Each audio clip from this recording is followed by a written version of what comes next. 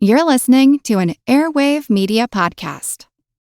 Hey guys, have you heard of Goldbelly? It's this amazing site where they ship the most iconic famous foods from restaurants across the country, anywhere, nationwide. I've never found a more perfect gift than food. They ship Chicago deep dish pizza, New York bagels, Maine lobster rolls, and even Ina Garten's famous cakes. So if you're looking for a gift for the food lover in your life, head to goldbelly.com and get 20% off your first order with promo code GIFT.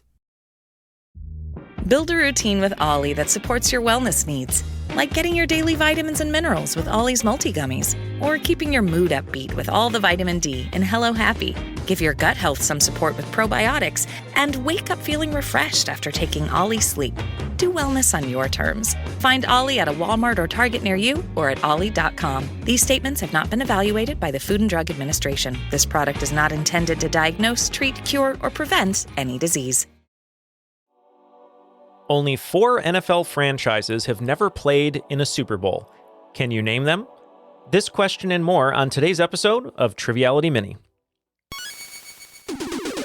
Recorded in Chicago, Illinois, with your hosts, Ken, Matt, Neal, and Jeff. This is Triviality.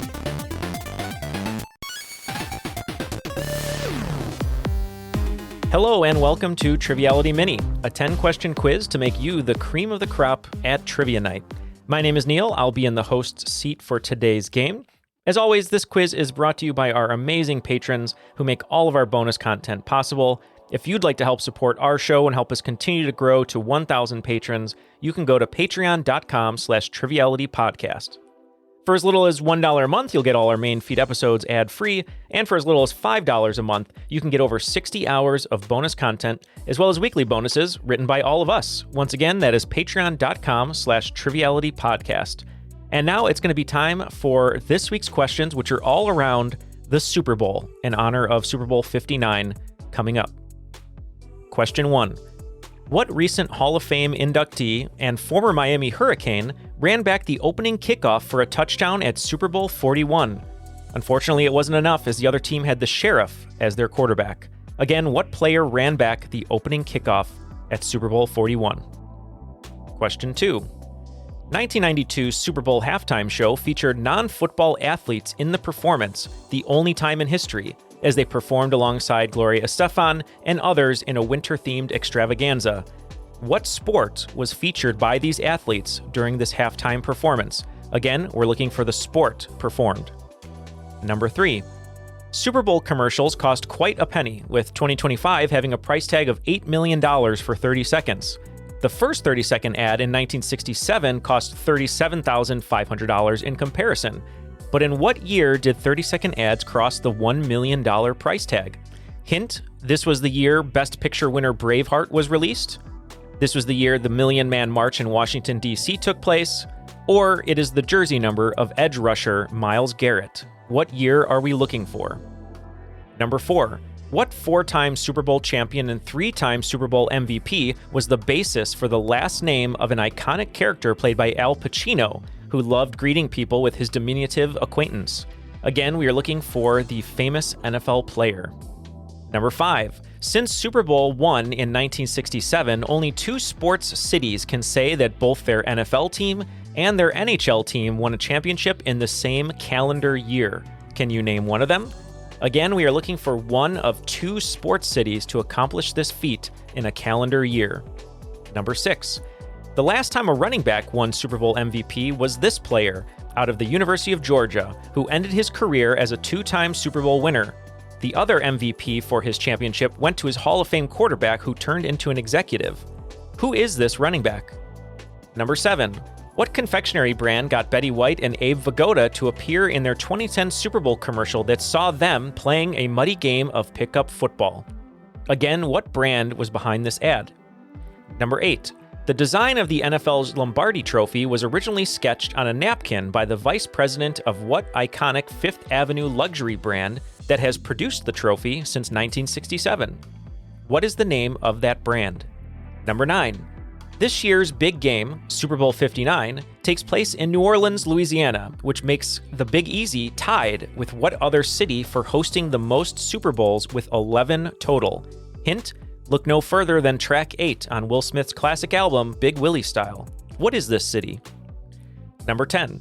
Chuck Howley became the first and so far only player to win Super Bowl MVP for the losing team. He played for the same franchise as the NFL's all-time leading rusher. What team did he play for? Again, we are looking for the team. Those are your 10 questions on the Super Bowl. We'll be back with the answers after these messages.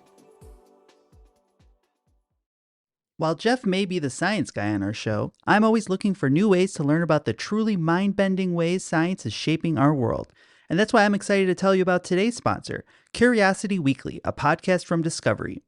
Each week, they unpack the latest science and tech news with expert guests who make even the most complex topics easy to understand and seriously fascinating. Ever wonder why you can't put your phone down? Neuroscientists are studying TikTok to figure out which chemicals in your brain make it so addictive. Or how about clean beauty? It wouldn't even exist without cosmetic chemistry. Did you know planes can fly using recycled plastic jet fuel? Yep, that's real. And AI? It's deciphering ancient Egyptian hieroglyphics and even helping build robots that might feel pain.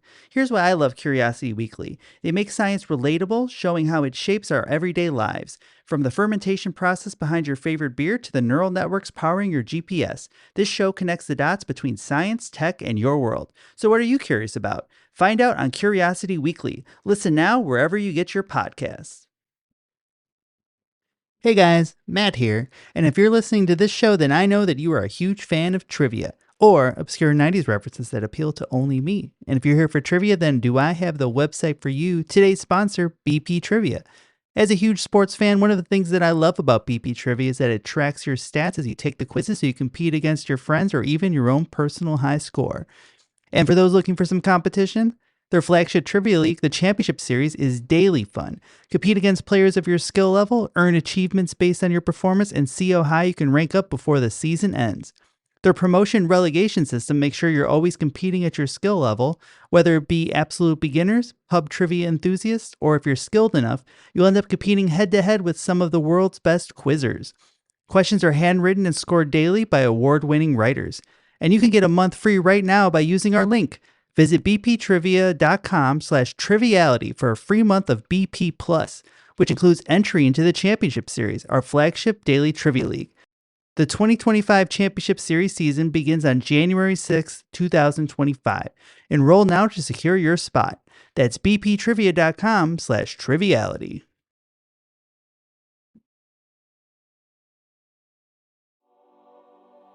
All right, we are back, and it is now time for the answers to the questions. Number 1, what recent Hall of Fame inductee and former Miami Hurricane ran back the opening kickoff for a touchdown at Super Bowl 41?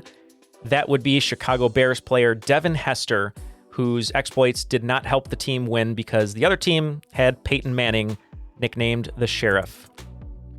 Number 2, 1992 Super Bowl halftime show featured non-football athletes in their performance. What sport was featured by those athletes during the halftime show? That would be figure skating. It was Brian Boitano and Dorothy Hamill skating on sheets of Teflon. Number 3, Super Bowl commercials have cost anywhere from $37,500 for the first Super Bowl to $8 million currently for just a 30-second ad. We were wondering, what year did the Super Bowl ads cross the $1 million mark? The hints I gave you: Braveheart was released, the Million Man March took place in Washington, D.C., or the number of edge rusher Myles Garrett. That would be 1995. Myles Garrett is number 95. Number 4, what 4-time Super Bowl champion and 3-time Super Bowl MVP was the basis for the last name of an iconic Al Pacino character?